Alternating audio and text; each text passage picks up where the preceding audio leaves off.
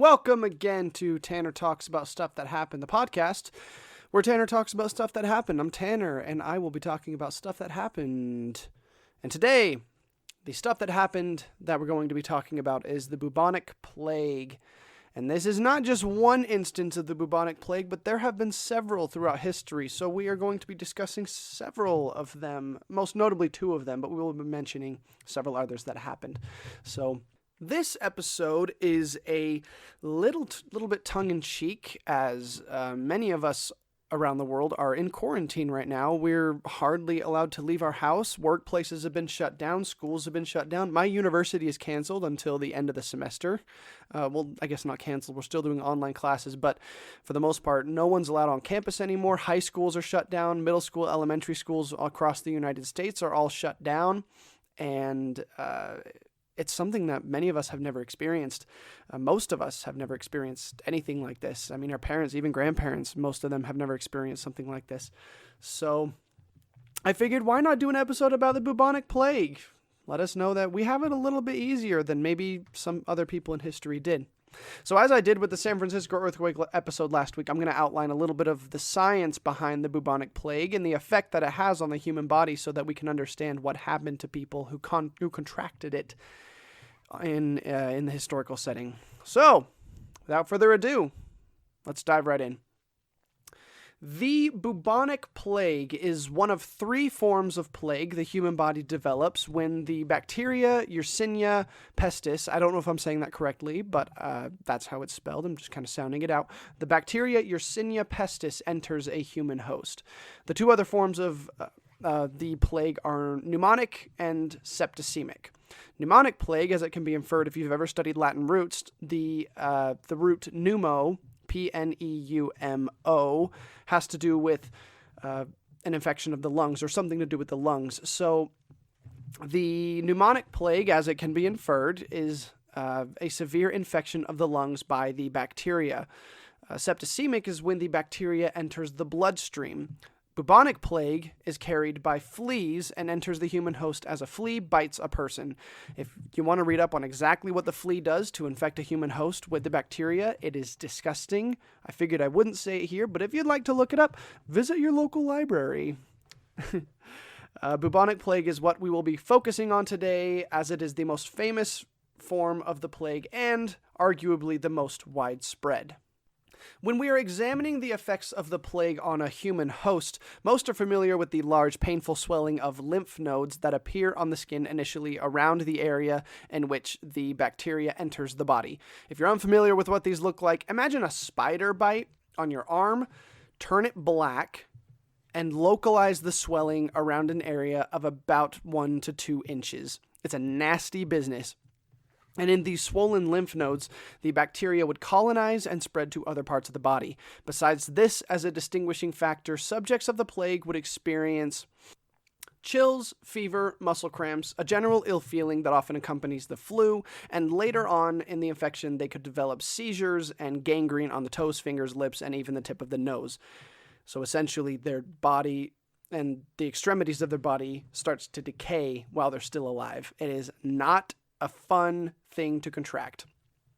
During the second great pandemic of bubonic plague, also known as the Black Death, which we will get into detail in later, most victims are reported to have passed away within 2 to 7 days of initial symptoms developing. Mortality rates were extremely high during this pandemic, as high as 90% in some areas, and general sanitation in Europe was abysmal, and medical personnel of the time did not have the understanding of such diseases to create any kind of effective form of treatment. The bacteria of Yersinia pestis has been around for thousands of years, but we are most familiar with it with the eruptions of epidemics in Europe before and during the Middle Ages. The first of these outbreaks began in the year 541 AD and experienced resurgences periodically until 750 AD.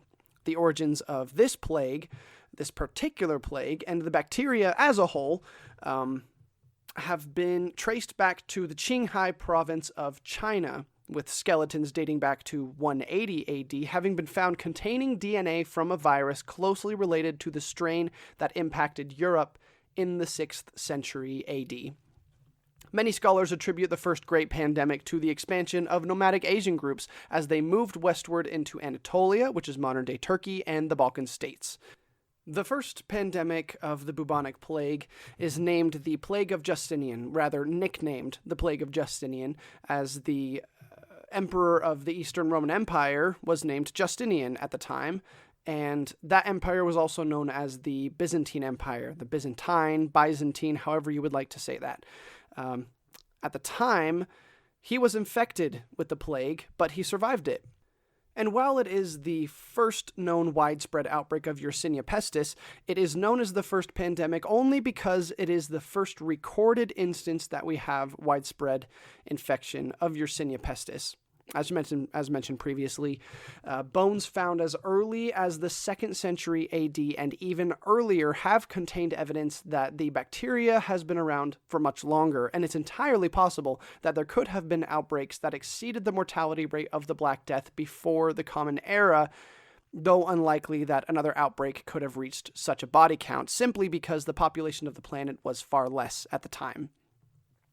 The first reports of infection during the Plague of Justinian come from records in a port city named Pelusia near modern-day Suez, Egypt. That's far south. It's really not very close to Europe. In the area, Romans had long held large stocks of grain to be transported around the world and back to the heartland in Italy and Constantinople, and these granaries were breeding grounds for fleas. Once these fleas had contracted the bacteria, they carried it to every single village it was taken to throughout the Eastern Roman Empire, from Egypt all the way up through Antioch and Syria to Constantinople and the Balkans. It is estimated that now, during its 2 centuries of reoccurrence, the plague killed 25 to 100 million people, as much as half of Europe's population in the 6th century AD. And for comparison, approximately 40 million people live in the state of California in the year 2020 in the United States. So this is as if the entire population of California died of a single disease and then some. According to a United Nations estimate, the population of the world in the year 600 was between 300 million and 400 million people. Today, we are nearing 7.5 billion people on this planet. A percentage comparison would look something like this. The final estimates of the first pandemic are between 25 million and 100 million dead. So let's say around 50 million people died.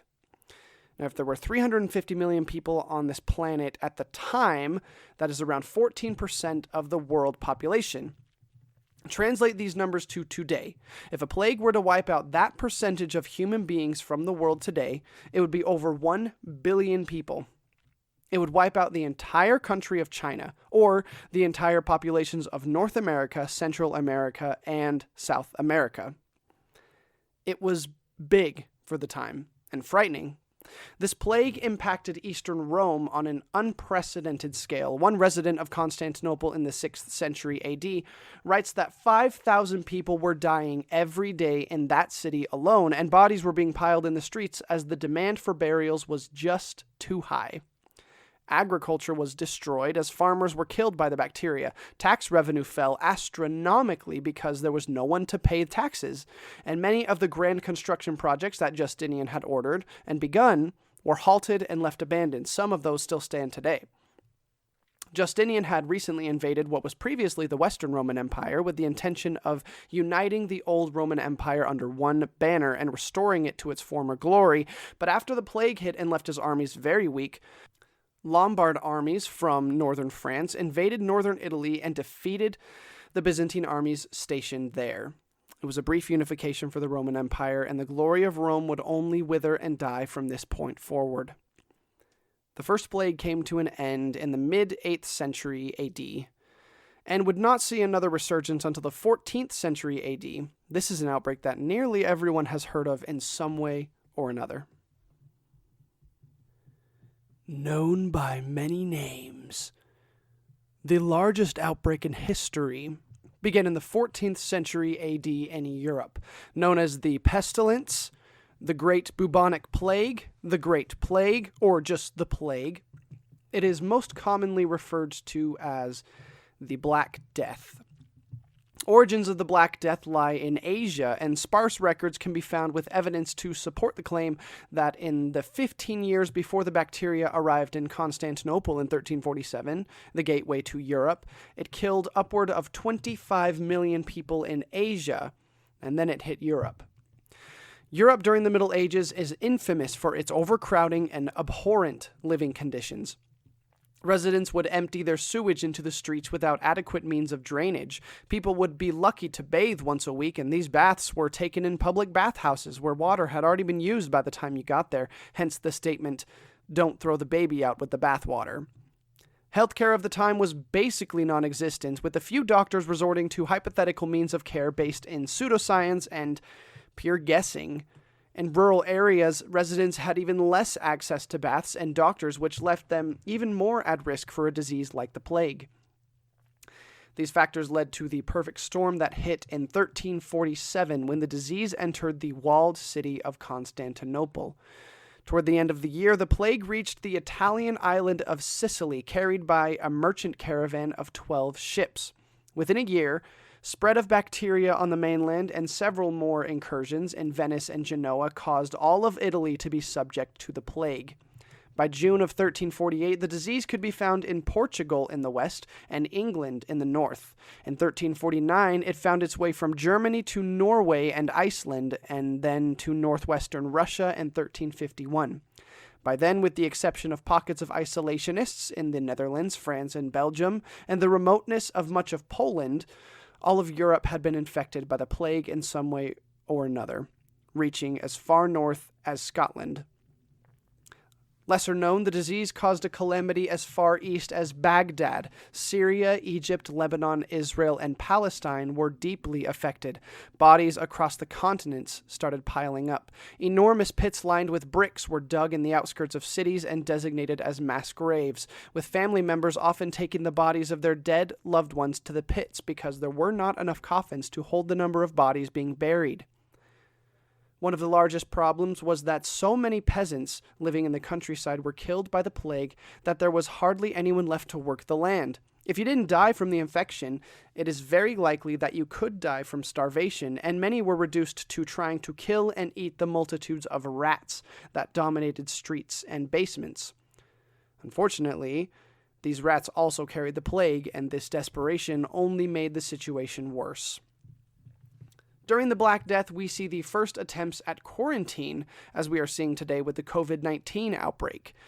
If someone in your household contracted the plague, it was required in many countries that you draw a white cross on your front door with chalk. This signaled that no one was allowed in or out of the house.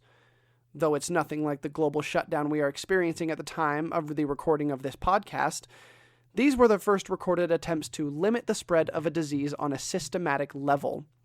Many people in the streets wore face masks in an attempt to stay safe from the plague, as they thought it was an airborne disease, and these face masks gave birth to the frightening plague doctor masks that have taken on a mythical persona in the 21st century. To put it very simply, if there was an unlucky time and place to be alive, it was in medieval Europe between 1347 and 1351 AD.